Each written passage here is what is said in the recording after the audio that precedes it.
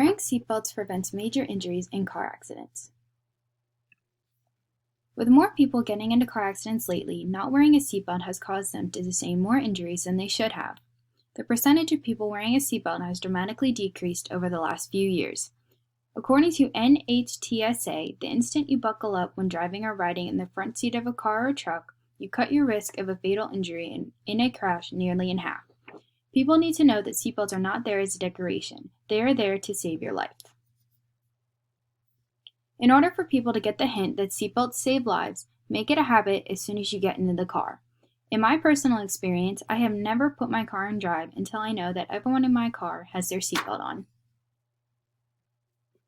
According to the National Highway Traffic Safety Administration, also known as NHTSA, seatbelts are the best defense against impaired, aggressive, and distracted drivers.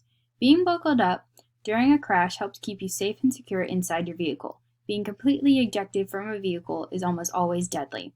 The CDC also says seatbelts dramatically reduce the risk of death and serious injury.